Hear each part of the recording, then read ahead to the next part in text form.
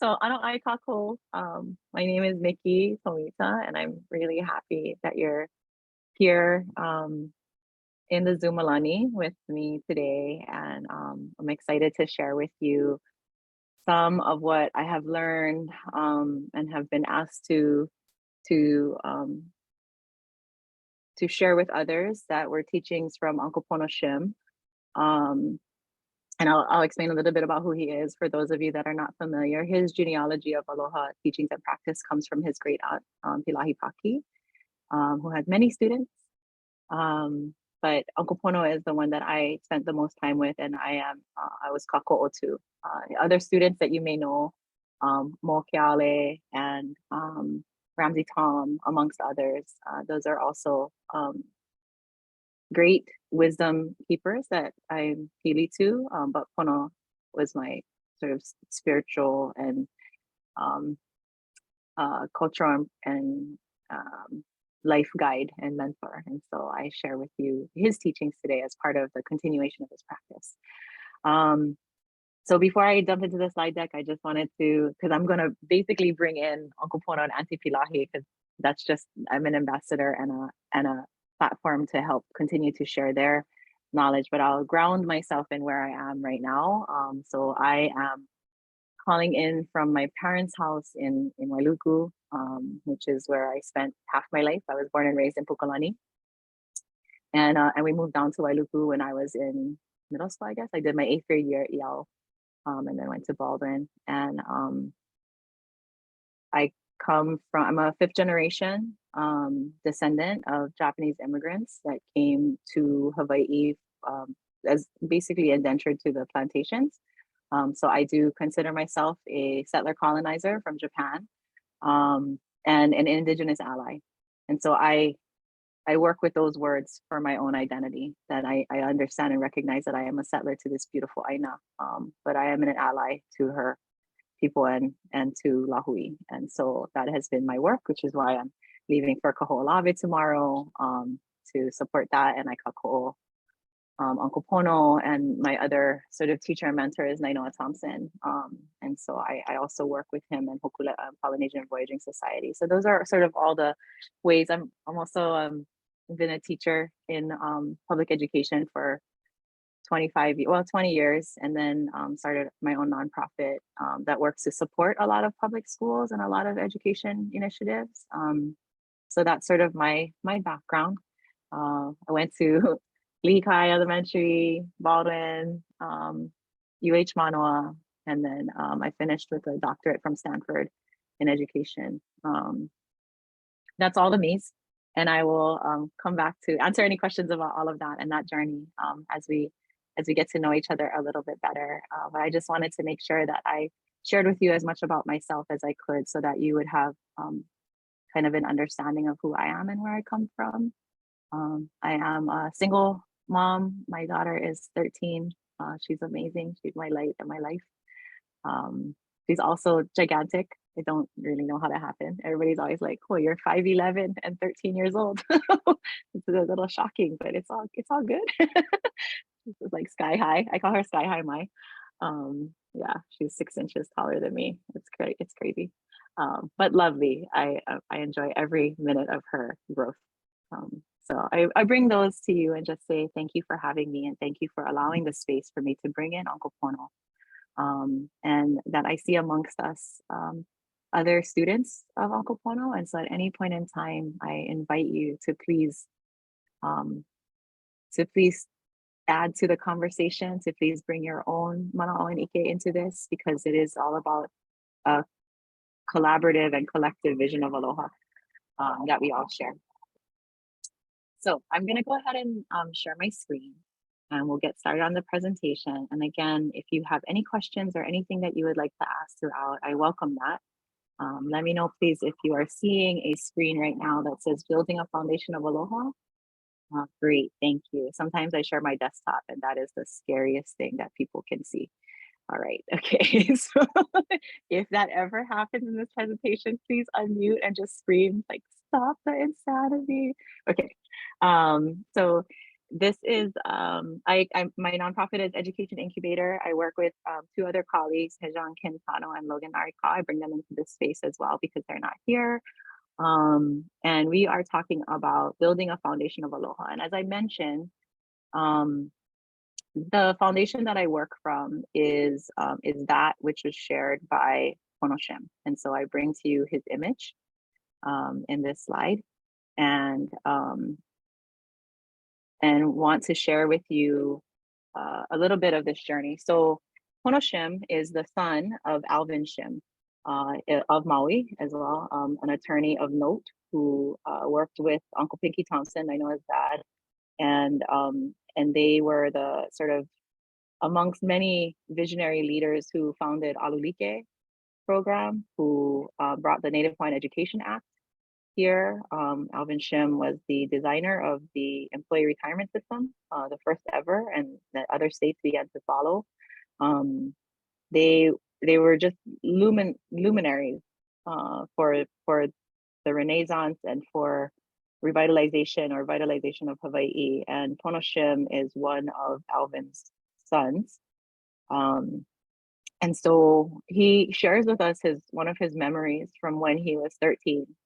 And he went to this gathering of leaders in Waimanalo, people that were in the movement, that were talking about all these issues around kaho'olawe, around water rights, around mokoea, around hokule'a, all of these things. And he was there because Uncle Alvin took him, and he after the entire session where Aunty Pilahi mediated and really he saw her working her energy work in that room and sharing with everyone her thoughts and helping them to see a clearer vision of what might be possible. She took him for a walk. And so on that day, after that contentious meeting that lasted all day, they went for a walk, and she shared with him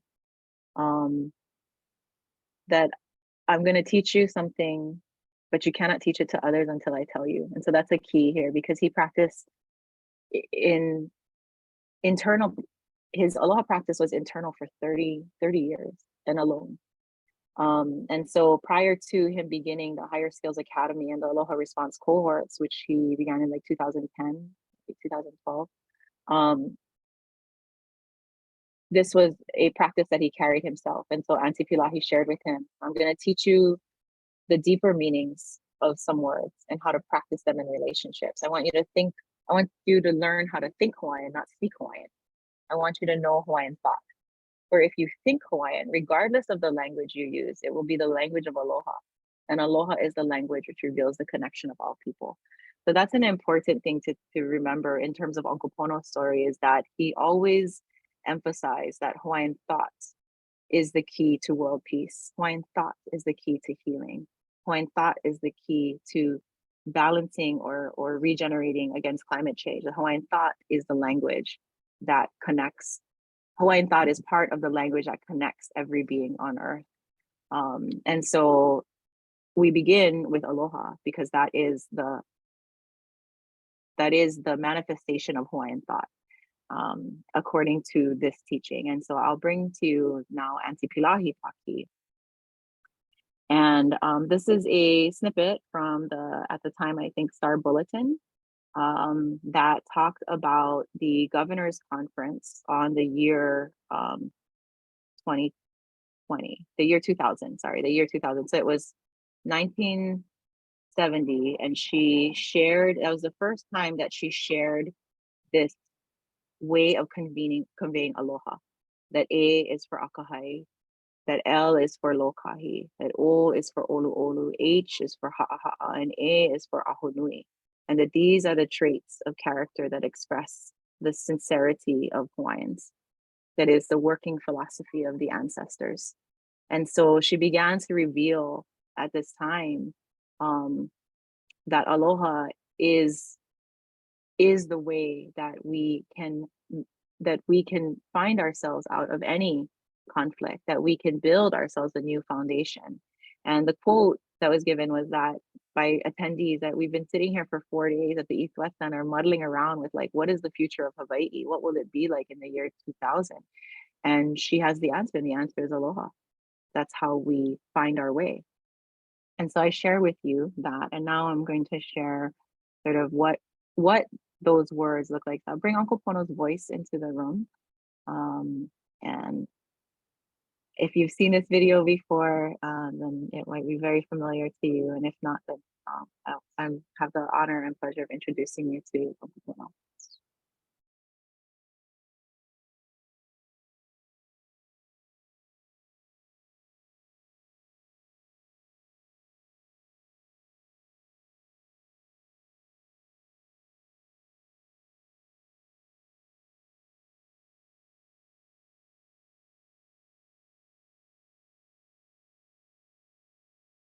And so she started to share, amongst other things, this deeper meaning of aloha that I had never heard from her, nor heard from her after. It was just this one time. And it wasn't what I heard her sharing with everyone else. She explained to me that almost all Hawaiian words have three interpretations. There is a literal translation, known as the ho'opukaku. And mahalo means thank you.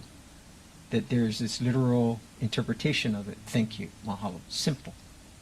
Then there's the kauna, which is that poetic essence of our language, the beauty of the poetry of our language, the metaphors of our language. And that's the second. And then she said, and then there's a third. And the third is known as the noahuna. It's a spiritual, esoteric meaning of our words. She said the ha is the essence of who we are. And for us, it begins with our center, our ha, our breath. She even related it to other cultures or heritage. She said the Japanese, it's ki, ki-ai. Chinese, they call it chi, the chi energy. For us, we call it ha, because it's the essence of our breath. All connection, so now she's telling me that it's all about connection. All connection is preceded by a moment of emptiness. When you ha, you go to a moment of emptiness. And she went to that moment of emptiness, and then after she hits that moment of emptiness, she inhales, and now she's fulfilled again. So if you want to connect with someone or something, what you need to do is find the moment of emptiness. You must ha, and find it.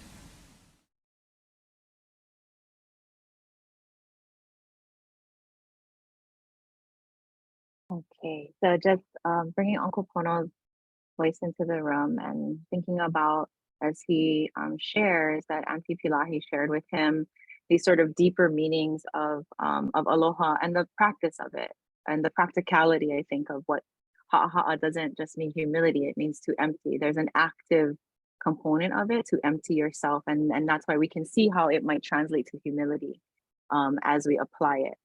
And so as Anakala mentioned, and other wisdom keepers and teachers that I've spoken to, most recently Manu Meyer, this is a framework that Aunty Pilahi shared with a lot of people, and so we've all sort of begun to think about our words in these ways, that there is the ho'opukaku, or the literal, right? And I think we are familiar in Hawaii with the kauna, or the symbolic, that there you might be talking about the rain or about the wind, but the symbolic of it behind it, we hear kauna in music, we hear kauna in poetry, we hear kauna, like the symbolism. But then there's the noahuna, the spiritual, right? The deep spiritual tie to the universe, the reverberation across generations of ancestry and progeny. And so that is where each sound in a particular word becomes its own vessel for meaning, its own universe itself to unpack and revel in and struggle in. And so that's where it becomes a little less accessible, because there's so much, each sound is a sort of meditative space. And so in aloha, we can think about how might we, and Aunty Pilahi gave this beautiful framework with which to think about, like akahai. Okay, we're thinking about the A in aloha. One manifestation of that might be akahai, and akahai means kindness. right? It's expressed with tenderness. So that's sort of the like, yes, you be kind, but it's tender. And then the spiritual of that is the grace that's involved. And so there's all of these different layers in each of these words. And so we kind of pause for a moment and unpack each of them. And so in Uncle Pono's practice, right, this is, he would provide for us, or he provides for us this prompt to think about what he has learned from her. So akahai, most people know this as kindness or tenderness. Aunty Pilahi taught Uncle Pono that akahai means grace. To practice akahai is to always be leaving things better than you find them. And so that already becomes a practice, right? Are we always leaving things better than we find them, no matter what we do? And the key to this and the struggle, because there's always a difficult part of it. The difficult part, I think, in akahai is it does not carry an expectation of an award or reward or reciprocity, just a desire to give. So we have to be willing to give without expecting anything in return. And that is akahai. And that is hard, right? Like we give and then we're like, hey, you're welcome, right? But and so it's one of those things where we have to be really in akahai, we really have to be willing to just say like, this intention is just to give. I never have to hear anything back ever again. And it's difficult and it's not always appropriate. And that's the thing too, is that all of these values together tell us what is the thing that we need to do. Because the other part of akahai, of all of the aloha values, is that you have to have that grace and kindness for yourself. So if it is hurting you or debilitating you or causing you harm to give selflessly to someone else, to give without expecting anything in return, then that is not an akahai practice towards yourself. So there's a balance between akahai towards the self and akahai towards everyone outside of yourself. And I think that's the struggle in aloha, is how do we aloha ourselves constantly in this, especially as caregivers, especially as those that work with those that need. How do we keep giving but make sure that we are replenishing as we go as well? And so that's that moment of like akahai for self and akahai for others. And we have to make those decisions sometimes. And it carries on with lokahi. So lokahi, most people know this as unity, right? Or harmony. Aunty Pilahi taught Uncle Pono that lokahi is actually to be connected, to know that we are all part of one whole universe since the beginning of time. So as Anakala was like really careful to talk about, and we spent a long time breaking down the words, lokahi and ho'okahi are different, right? Ho'okahi means to make things whole. Lokahi is to know that they already are. And so in ho'okahi, we're looking for a compromise. We're looking for 100%, like we all agree. We're saying we're all gonna do this together. It's a kako thing. And yet in lokahi, it's like, no, we're already doing it. We're already connected. We're already one. In fact, if I am suffering, that means that you are suffering. Or if you are suffering, I am suffering. Right? Your joy is my joy. That's lokahi, that there is no such thing as joy without everybody having joy. It's conditional and fleeting, if that's the case. And so lokahi is to really look for the interconnectedness and to know, and it's kind of attached to ha'aha'a, that like we are connected. When we empty ourselves of all the things that we think make us different, we find that we are actually very similar. In fact, we are the same in lokahi. And then in olu olu, which is usually the one that people like the most because it's so easy to like understand and it's so hard to really like practice. But most people know olu olu, right, as gentle or pleasant. Like ke olu olu, when you say please, may I, right, it's very polite. And yet, Aunty Pilahi taught Uncle Pono that olu olu is to be gentle like you're carrying a baby. Gentle enough not to bruise or hurt the baby, but strong enough to carry the baby without dropping. So there's a gentle strength there, right? It's to do the right thing, even in uncomfortable situations, with the intention informed by the largest context possible, right? From heaven's perspective, from above all sides. That's the lokahi perspective, right? That if we know that we are all connected, if we know that our intention is pure and our intention is aloha, then we sometimes make an uncomfortable decision in the short term so that there is aloha and lokahi in the long term. And that can be really hard. And so that's that like gentle enough not to hurt, but strong enough not to drop. And that one becomes harder and harder. Easy to like, oh yeah, I get it, carry baby, but harder to practice as you go, especially when the situations become very difficult. It's like, is this where I'm hurting the baby? Is this where I'm like, no, I'm protecting the baby? Like, what am I, what is the intention here? So that one is a little bit, I mean, it's ono, they're all ono, but like that one's like, you can really chew on that one for a long time. And then ha'a. Most people know this as humility. Aunty Pilahi translates ha'a to go empty, to be empty. And so in ha'a, that practice is listening. To listen so deeply, you can hear what's being said beneath the words, right? Can we listen beyond and beneath the words, observing where the words are coming from and what might be causing the words? So I think a lot of times, well, I know I used to be very quick to react to things. Like somebody says something and I'm like, and you just immediately, right? Like boom, it comes out. And now I'm like, wait, when you're saying that, I wonder what it is that you're really meaning, or I wonder what is happening. And I always had that approach with children as a teacher. I was always willing to try to ask them one more time, what did you really mean by that? Or how might we have said that in a different way? Or tell me what's really happening. But adults have so limited. I just never really looked at adults the same way. So at Uncle Pono, this practice became one that I can look at people over the age of 12 and express to them that same, like, I wonder what you really mean. And so just kind of going through that practice of building muscles of listening beneath the surface and really understanding that sometimes the words that come out are the final form of an entire like wave that has been sweeping across this person's life, right? We're only seeing the shore break, where there was all this momentum and stuff that was happening and things that this wave traveled to. And we're just seeing that break and we're feeling it. And we're like, wow, why are you doing that to me? But trying to understand all of the momentum that was built up behind that is part of this practice as well. And it applies to us, right? What might be better if we hold on to it before releasing it? Does it metabolize differently if we hold on to our words a little bit and really think about what's motivating us to say it? And that's the ahonui practice. So ahonui, right, literally translates to big breath, ahonui. It is often said to mean patience.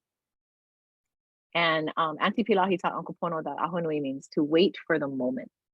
So ahonui is not like just hanging out, like, oh yeah, it'll come, right? In ahonui practice, Anakala says this is to be alert to what's happening, right? I think what he says Aunty Pilahi conveyed to him is that a shark, an eagle, they are ahonui, right? They're alert, they're waiting for the moment. And so they're always processing information.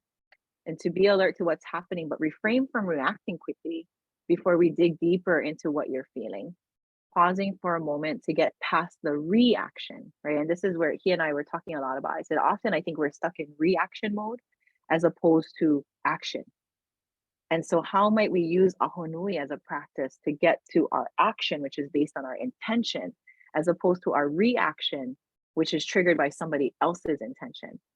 And so that's part of like not giving away your energy and control to fulfill someone else's intention, but really pausing to analyze and interrogate your own. So that's sort of the 5 aloha values at this level of unbraiding. I mean, it's still surface. It's a lifetime of practice, and I am definitely still a novice in this journey. But that's sort of the framework that Uncle Pono gave to us as his students from what he learned in his practice from Aunty Pilahi. And so I share with you that what we do in our Foundations of Aloha program is we kind of take these quotes, these deeper kind of unpacking of what Uncle Pono and Aunty Pilahi taught, and we share them weekly with folks. We carry on his Higher Skills Academy tradition. So in Uncle Pono's practice, and the one that he asked me to carry on, the Higher Skills Academy was one that was meant for us. He didn't feel right calling it the Aloha Academy, because it was really thinking about skills in life and how we practice and grow our aloha. And knowing that people might not come to it thinking that they are growing their aloha, they were thinking about soft skills for the workplace, or he was doing this in the business community. And so it became this, how do we manage ourselves in these really tough boardrooms? But the way that we have manifested the practice is we created intergenerational learning. So Keikitu Kupuna programs where we can practice as families these values and practice them towards each other and ourselves.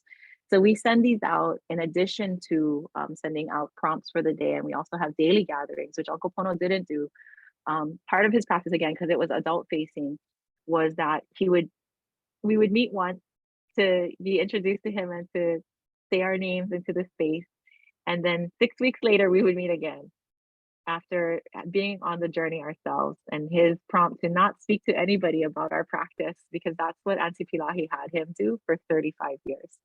And so that was his way. And I was like, I appreciate it. And it was really tough. And I do it myself still sometimes. But when we teach like our 4-year-olds, it's hard to go 6 weeks without talking about it. So you have to have like a daily as well. So we came up with a hybrid that could be a family learning program that takes his teachings and also embeds it in a daily practice, which we now use with schools and other youth serving organizations. And that is our Foundations of Aloha program. And so I'll provide the link to everyone for this slide deck. And you can also email me anytime to set up, I love talking to folks. My schedule gets to be a little bit crazy sometimes, but when I do have the time, I try to make it. I enjoy just getting to know you personally. So this is our Foundations of Aloha program. We meet, we're just finishing up we finished up our 17th cohort. Sorry, that's a typo. We're starting our 18th. And we meet daily via Zoom. There's no fee and there's no requirement that you come to the session. You can register and not come to any. We have some people that have registered for every cohort since the beginning. Which started in March 2020 and have come to like 3 sessions. And that's okay, because it's always about come when you can, come as you are, and take what you need, right? Like that's all it is. Some people have come every day since March 2020, which is fantastic and incredible and really interesting because we've been on this journey together. So we meet at 7 a.m. You can call in from your car, call in from your morning walk. Some people call in after dawn patrol, sitting in their trucks or their cars. Teachers call in from their classrooms with students eating breakfast. Like it's all good. You don't have to ever turn on your camera or your microphone. We share usually a prompt, a video, a creativity challenge, because we really want the kids to think about ways to, and adults, we've noticed people love it. We build pinwheels. We have these STEM kits to build sundials. We send these home to you to do as a family or as an adult learner that is just really into it. And that session in the morning usually lasts about 20 minutes. Our afternoon session starts at 4:30. It's supposed to end at 5, and most times it does. But the afternoon session is a lot more adults that come in, and a lot of times because it's the end of their day. And for some, what I've noticed is it's the medicine they need to transition from work to home, because they carry so much of their work with them. And that time, that 30 minutes, sometimes it's like gritty. Like there's a lot of, whatever that day held. And we have principals and social workers and parents, homeschool parents, and they're just coming in raw at the 4:30 time. And that's a nice space for us to have too. It tends to be a little bit more tense and more introspective, but it's all good. Sometimes it's light too. Sometimes we just have the 6th graders that are homeschooled that come in and they just talk the whole time about what they're doing, and we just enjoy it. We've had kids call in from Texas and from Boston, and it's like their bedtime, but they're just like wanting to say hi and share with people what they're learning about Aloha in their own space. Parents are, moved away and rejoined the program, and so just wanting to let you know what kind of range of things happen in that space, and that you're invited to join us for that. And then I wanted to bring in, so when Uncle Pono passed in April, and before he passed, we always spent a lot of time together, but it was a lot right before he passed. And one of the things he did was give to me his book, amongst them, Aunty Pilahi's books and Nanavieri's books. And we spent a lot of time just reading them. One of the passages that I read to him quite often when he couldn't read anymore, because his mental processing from his stroke didn't allow him to be able to read at the last week that he was in this earthly plane with us, was this quote. And we talked about it, about how if we all understood aloha as this, I think life would be different. We wouldn't see it on t-shirts or on You know, we wouldn't see it as like aloha garbage, something like you wouldn't necessarily see those words put together, right? Because you would realize that aloha is the vital element of the universe, right? And so maybe you would see aloha, maybe everybody would have aloha before everything that they did because that's what it was grounded in. I would hope for that, a world so full of aloha that you can't help but write it on everything. You can't help but wear it on t-shirts and hats and put it on your car, and like it's just so full, it's everywhere, right? That would be awesome. Put it on garbage cans, yes, because everything is aloha. But until everything is aloha, let's not put it on garbage cans. And so that's just my kind of thinking about aloha from Aunty Pilahi, right? As translated and interpreted by her ancestors was an element of life. It was an element vital and important to their daily habits in life. Aloha for them was the spiritual essence endowed to man in his and her beginning. Aloha was that tiny glow or spark to and in life, which enabled man to imply his thoughts and apply his hearts to the imagination and emotion of his and her soul. So really, like aloha is the essence of life. It is that spark, your divine spark in the universe. And I think about how precious that is, and that it's not rare to be born with a divine spark. We all are. What I think is rare is being in an environment where it is protected and nurtured for your entire life. And that I think is the work of folks like you that are involved in the Ho'oikaika partnerships, and the work that you do is that nurturing, that lighting of that spark in others, of keeping it safe, of stewarding it. But I think also the reminder for me, and akahai for yourself, aloha for yourself, is how do you nurture your divine spark? How is it that you apply that, your thoughts and your heart, to the imagination and emotion of your soul, right? Like this is the calling. Aloha is your calling. And so that's what I share with you from Aunty Pilahi. And then Nanaviri, one of Uncle Pono's other blessed teachers, wrote this incredible book, Change We Must. And I highly recommend it if you haven't yet read it. It's a fantastic story, autobiography, and also just a memoir of the times. And so in this one, the reason why I start off my conversations and I greet you with ano'ai instead of aloha is because when I think about aloha and what it means from both Aunty Pilahi's perspective and Nanaviri's, alo is the center of the universe, right? It's this part. And in kilo practice, in Hawaiian cultural practice, and a lot of indigenous practices, you are the center of the universe. There's no other way, right? You are the center of it, not because you're so full of yourself, but because everything manifests and emanates from you. Your emotions, your intentions, all of that. You change the universe around you by existing. And the person right next to you, even if they're standing right next to you, has a different center of their universe. And that's important for us to understand, because sometimes our universes collide, they clash. And we have to know that that's because even though you're standing right next to me, your universe and my universe are different, right? It's informed by this entire life's journey. And then our kupuna journey, like all of our ancestors, 1,000 ancestors inside of you informed your journey. So our universes are different. But what I do know, and I believe in Nanaviri's words, is that alo is the bosom or the center of the universe, right? And ha is the breath, the divine breath of God. And that, so aloha is like the divine core of the universe, and it exists inside all of us. And so it has so much power, which is why she said she does not use the word casually, right? And in Aunty Pilahi's teaching, aloha is a contemporary greeting. According to some scholars, it didn't start to become popular until the 50s and 60s as a greeting. That actually, when Aunty Pilahi's teaching that she shared at the Civic Club, is that ano'ai is the traditional greeting in Hawaii, according to her practice. And so ano'ai, meaning not one greater than the other. Like, I greet you in oneness. We are the same. And so I say ano'ai kako, because I do not yet know you, but I do not believe that I am different than you. I do not believe that I am greater than you.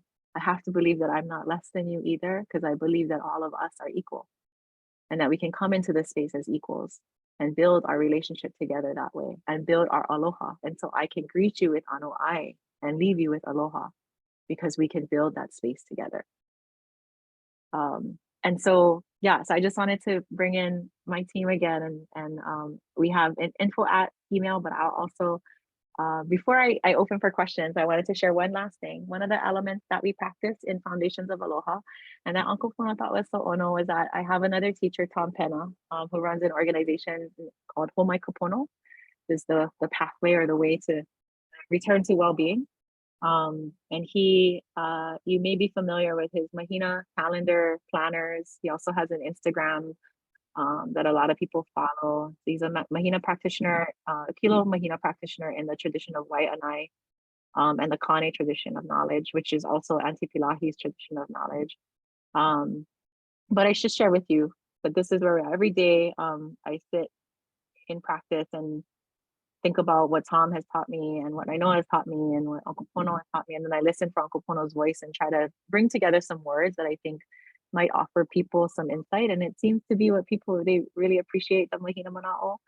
So today's Mahina continues on her ku journey. She rises kulua at 10:01 a.m. and she sets kukolu at 9:15. So that's the second and third of her ku phases. We continue our ku endeavors. As we know, ku is to stand firm, stand upright. And so our ku moons really encourage us to stand firm and grow strong in our aloha practices. And so you think about like a plant, our growth is dependent on this like algorithm of what we carry inside of us, what surrounds us, and what we are fed. Right. And so in Ha'aha'a today, because it's Thursday, and so in our family practice, Thursday is Ha'aha'a day. Consider what messages are coming from within and around you to resource what you grow. Can you discern the good from the not as good and use your roots and leaves to absorb and transmit Oni Aloha? And so Mahina is part of the eternal, mothering, strong, and gentle Wahine energy that shapes the inner and outer world of each of us. What do we allow her to shape inside us to help us find our most beautiful self and find the most beautiful view of others around us? What changes might we need to make in our lives, gently or more forcefully, so we may bring our best intentions and actions into the spaces we share with our families and friends? What must we weed before we plant? And so that's kind of family law attorney. I'm gonna go ahead and stop sharing now because I think we're at the end of that. And see if anybody has any questions, comments. Yeah, really just open it up for any reactions, or just sit and look at your beautiful faces and smile. Can do that too. I'm okay with that. Thank you for your time. I think that's about it. Aloha, Miki. Oh, go ahead, Gil. No, I was going to say mahalo for sharing. I have I would say the blessings of being able to speak to Pono at different times. And I always appreciated his mana'o. And, but I also got to say, you're one of the very few I've met that graduated from Lihikai. So I'm laughing because as you were going through that, I was like, okay, this is like my history. But no, I didn't realize when I signed up for this workshop, this is what you're sharing. And I was led to this for a reason. So thank you. Oh, no, sorry. You can go. It's okay, Gil. Nice to see you. Aloha, Miki. I miss you. We wanted to get together for Malama. We're still waiting, but I think, we're going to move forward when it's the time. And I just wanted to share, this is so perfect because we are in the cool moons where we form, we grow, we build. And this is just how I'm so blessed because I am part of Tom Penna. I also am with Kayla Shaw, who's teaching Pilina Mahina. So everything just coming into full circle for me, and being able to move along with the moon in my daily life and my professional life is just so amazing. I just love it when everything just connects. Thank you.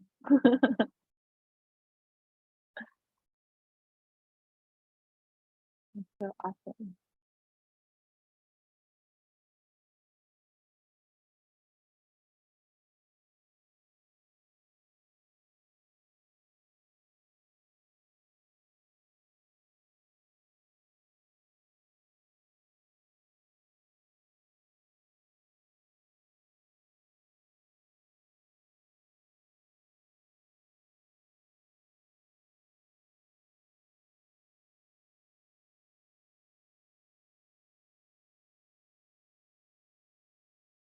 Oh, thank you, everyone. I know I'm reading chat. I know he kai, right? Like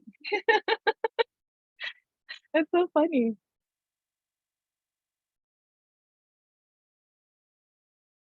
Yeah, my mom taught at Maui High for the longest time, but she was the only. Well, no, we all graduated from Baldwin though, except for my dad.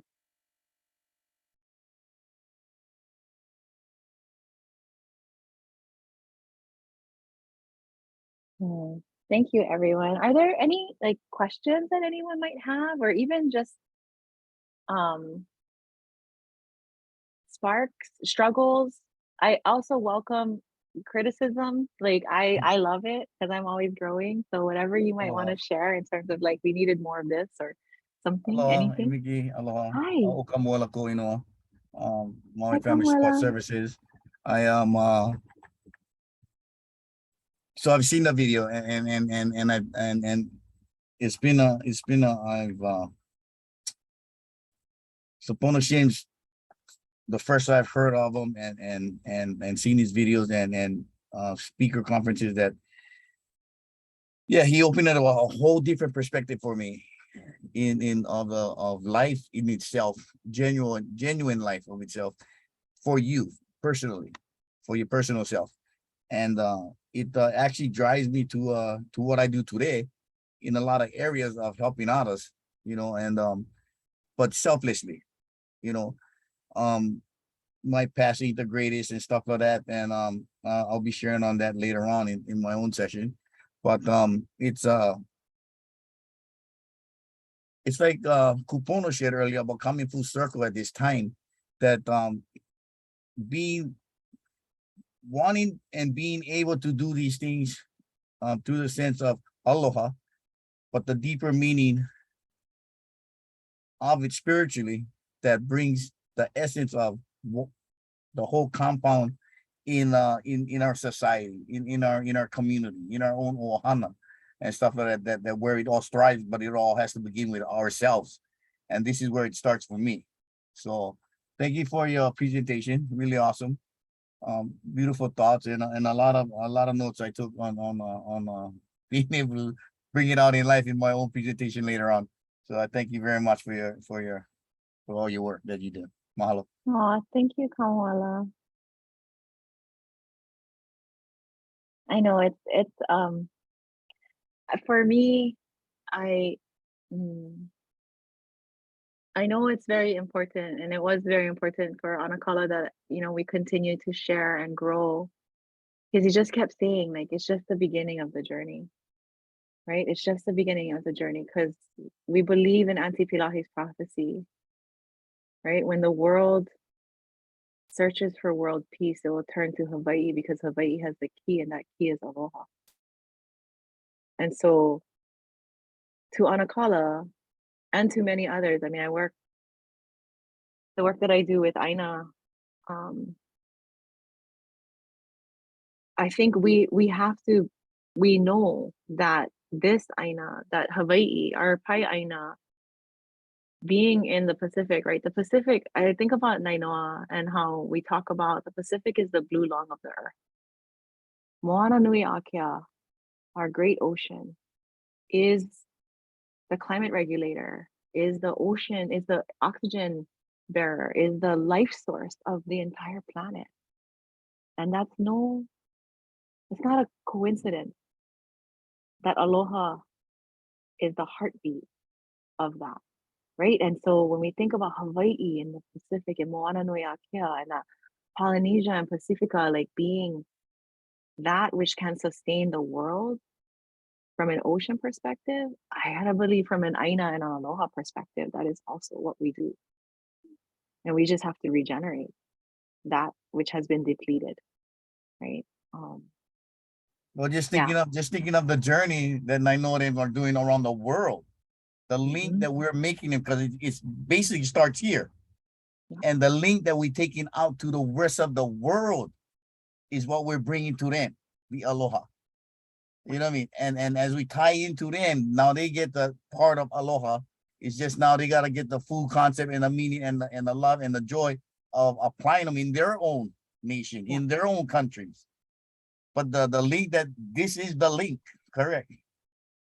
I agree. I know, and I know I was working on that last week. The last big meeting that Uncle Pono had was with Nainoa.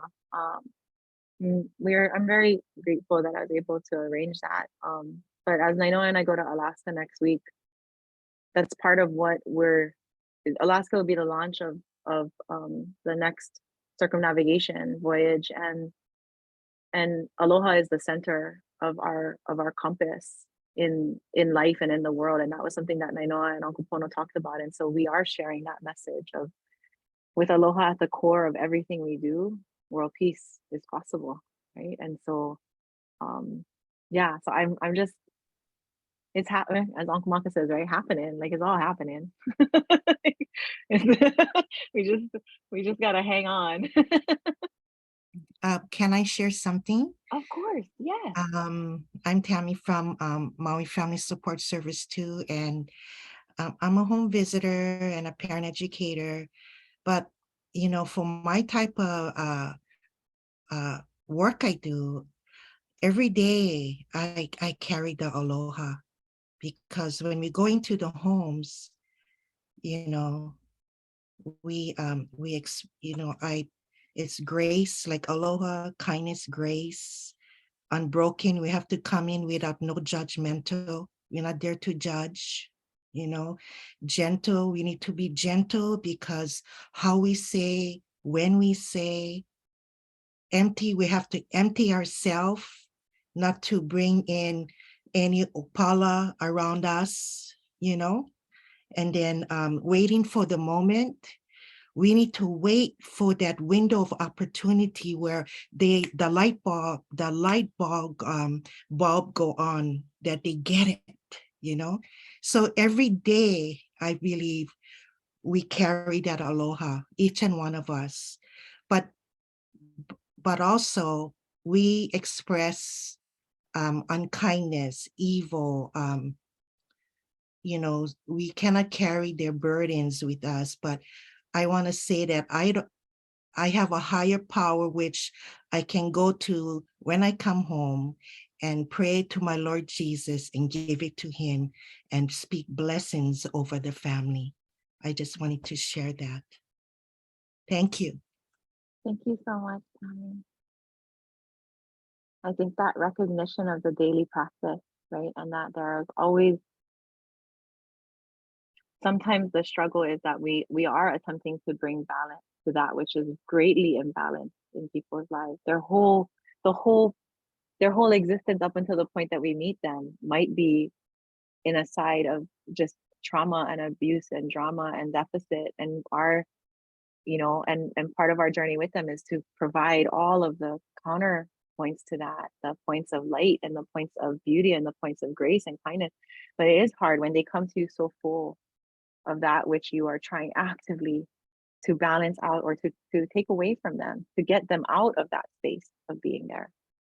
And so again, I think part of what we'll talk about in the second session, if you're able, for those of you that are able to join us, and if not, I'll still send the slides. You can email me at any time, and I'll put up the link. It's going to be one big slide deck for both sessions. But talking about the practice of like, how do you aloha yourself in that, right? Just like how do we keep coming back to our hana, our divine inspiration, our reason for being, and focus on that, because that's what keeps us going. And then also knowing when to say, I've had enough today, and tomorrow I'll come back again, but for now I'm gonna go heal. I'm gonna pule and pale, and I'll go in the ocean and let it wash me away, like all of those things. Like, what are those practices for yourself that you have to nurture and feed that which is your light? I think that's an important part that we miss as people that are always giving out, but hardly ever bringing in. Hi, Miki. My name is Stacy. Hi. I work for Imua Family Services. Thank you so much for your presentation. It was like, yeah, I love the meaning behind it. I'm actually from Southern California, and my husband graduated from Baldwin. He's from Wailuku. We met in California, and I moved out here, and I have a 3.5-year-old and a 9-month-old. And I feel like super, super blessed that I can raise them here. I'm Japanese, and it's funny because a lot of like how I grew up is very similar to how, I don't know, a lot of like the aloha here that I've like witnessed and stuff is how we kind of, our family raised us. But I had a question because I would love for my daughters to be able to learn, all of this, like what the message, because they are our future too. So I think it's so important that our little ones, like, I admire what you're doing because I think it's really important, because I think it is like the way the world is going to change is through the, like, how the Hawaiian culture is. It's so different from anywhere else.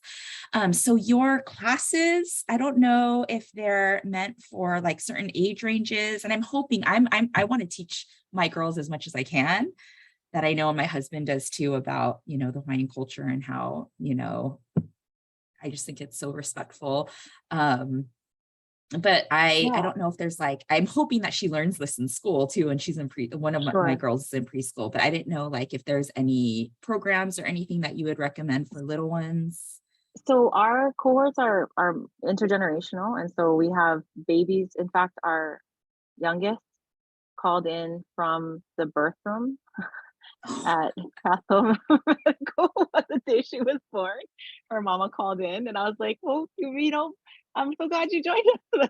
Maybe she was like, "No, I wanted this to be the first thing she heard other than our voices." I Oh, was like, "Okay, welcome, baby Lily." It's less than 1 day old into this realm.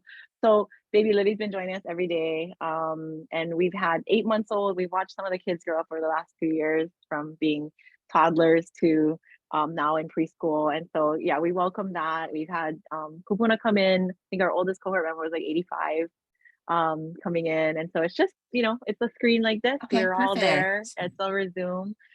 We have at times run early learning specific. We did a 2-week program that 2 summers ago that was virtual, and it was kids ages 2 to 6. We were Oh, trying out something different because the way that they understand information and want to interact is different, and we wanted to mhm. see if we could meet that need. Over Zoom, it's a little bit harder. Yeah. So we're not sure that we're going to continue that level, but the family ones are open to any ages. Yeah, we just ask that if you come in with children, that you don't leave them unattended too much during the sessions, just because in the afternoon sessions, I try to ask people to remember to check the room and make sure if they're going to use some spicy language that they Okay. don't have children there. But the morning sessions are very much rated G. Okay. So, Perfect. Thank you so much. yeah, of course.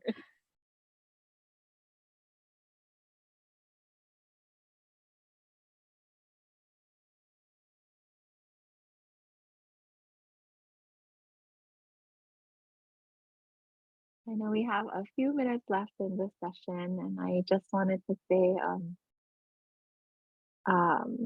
if anybody, thanks. I'm gonna put my email in the chat right now for everybody. Please do email me if you would like a link to the slide, or if you would like to set up an appointment to meet about anything. I'm not ever trying to sell services to anyone, but because the questions do come up, we do the Aloha by Design work that we do is consulting work. And so right now we're consulting with high schools, middle schools, elementary schools on designing programs, on doing professional development. We're working with the governor's office on some projects as well, and with Office of Hawaiian Education. We've done PD3 courses on this. I'm also working with City and County of Honolulu to do leadership development around Aloha in their sort of, we've done everything from anybody can sign up to now it's executive leadership. I've worked with bank executives on how you bank with Aloha, but just trying to figure that out.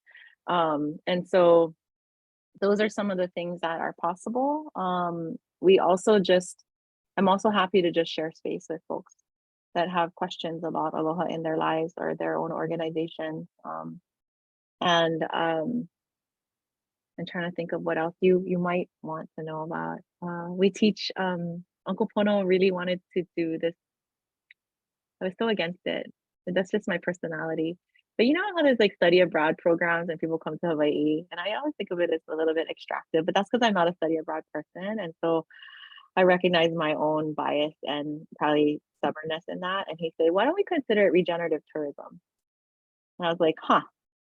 He was like, let's imagine study abroad as regenerative tourism, and we'll see if we can find some partners that might allow you to bring up the things that you want to do about the identity development as a settler, as a visitor, as indigenous. Like, what does it mean? What does it mean to come here and to leave it better than you find it? What does it mean to share aloha with the world in an authentic way, not in a commercialized way? And so we have taught classes now at Dartmouth and at Swarthmore and University of Wisconsin. They all have these study abroad programs that come here. And there are other requests, Harvard, Stanford. I don't know if I'll continue doing it, but it's been an interesting journey to really look at young people that are interested in visiting Hawaii, and how do we grow better visitors if we are gonna, I mean, I don't know that how many more we want, but if they are coming, then how do we grow them to be the kind of visitor that we want? My disposition is to work from within, and I recognize that there's so much of Hawaii people that are indigenous and settlers to this space that call Hawaii their home, that don't have access to this kind of aloha teachings and practices. And so I would rather start here and build a strong foundation, but I recognize there's other work to be done too. So that was another thing that we did, was create these sort of cohorts of people learning about Hawaii and learning about colonization in Hawaii, and learning about these beautiful indigenous practices and wisdom that still exist and are growing in the world. Yeah. So just rambling at this point. Give you back your time. And we're like a couple minutes before the end of the session, and take a biological break and do all the things you need before the next one. Brittany, is that okay if we close out a little early? And just, I have one question. yeah. You know, we're talking about aloha, the deeper meaning, and taking aloha and sharing it with the world, and world peace, and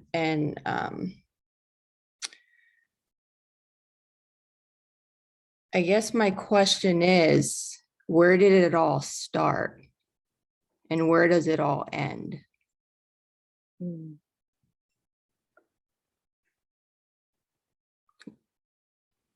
So Like, where that did is, we as a, you know, you talk about Lahui, the nation, people, and just, where does it all start? Like, where is the foundation of the human race? I yeah. guess that's where my question is. If we're going to take aloha and spread it, where did it start? Where does it come from? Yep. I think that is an excellent question. And my non-sophisticated understanding, but growing understanding, is I teach a class. I teach a lot of classes on indigenous ways of teaching and learning for allies, and like decolonization in the world. And I think there is no end to decolonization, right? There will always be colonization and oppression as long as one person thinks they're better than another. As long as any person thinks that they deserve more, or that they are entitled to more than any other person, then we have imbalance, and we have oppression, and we have colonization. And so equity, justice, equality, even though those words have become really mashed up with some other oppressive practices, I think about, like, until the world can accept itself, the way that I think how aloha is not discerning in how it's born in each of us, that at the spark of your existence when you are born, that you have the capacity to grow aloha that can be shared with the world, but oppression in the world takes it away from you, right? Oppression in the world takes away your opportunity to grow that aloha. And then I, as a biosystems engineer, which is sort of my practice and my worldview, I always think about like the sun, that equity is the sun, right? The sun did not know when it was producing that light, that it was where it was going to land. It just knows that its job is to give light. And it falls on everyone equally. It does not care if you are a towel, if you are a slipper, if you are a person, if you are a plant, if you are the ocean. That is how aloha needs to land on everyone. That is how our aloha, my aloha, needs to be same for everyone. And I don't know as a human when we will be capable of that kind of discernment. of saying everyone deserves exactly the same. And how we get to the point where we have filled the hole that has been dug under so many communities, because everyone deserves exactly the same, but that means some people need a lot more to fill the gap of the past 3, 4, 5, 600 generations of genocide, of cultural assassination, of resource depletion. Like there's a lot that has to be repaired before we can all be equal. But even in, I'm going to take it to history now and culture, right? Because the context of all of this is the Hawaiian history, the Hawaiian culture. Even then, there was kings and queens, ali'is, common people. There was kapu, you know? So how can, you know, the decolonization be looked at as oppressive in all of these things when that is a cultural thing of not just the Hawaiian culture, but every culture, every world culture, every world nation, every, you know, so how does that, it just, to me, there's no, that's the way that the world is from the foundations. There's always a hierarchy. There's always an order in order to keep things in order. So if we want to spread aloha, right? And everybody's the same, I don't deserve more than you deserve, and I don't deserve less than you deserve. But then there's kings, queens, there's presidents and governments, there's common people. Yep. How does that all fit together? So I want to, hierarchy. yeah, Tishani, I think that's an excellent question. And I have some idea about divine inspiration. Some of us are meant to be the ones organizing things, and some of us are meant to have the specific skill set to do the thing. And that doesn't mean that one is better than the other. It means that some are, they are organizers, they are overseers. That's their skill set, right? Is to look at a bigger picture. And for others, it's the intricate, small work that things would fall apart without. So then we need this sort of structure of hierarchy so that things all fit together. And some people's hana, their job, their divine inspiration is to have that vision. But when it becomes the vision that is then oppressive towards people and doesn't allow them to live out their grace, I think that's where the inequity comes from. And I also know, Brittany, I know we're at the end of our session. I see Aunty Keladam in the waiting room. I'm so sorry. Tishani, will you email me and then we can keep talking? I would love to. I signed up for part 2. So Then I will be there with you. Sounds Yeah. great. We will continue this conversation then, because we are talking about divine inspiration and your unique calling in the world in the second one. Yeah. thank you. Cool. Thanks, everybody. Thank you so, so much. Please email me if you have any questions, if you want the slides, anything like that. I hope to see you again soon. Ahui ho.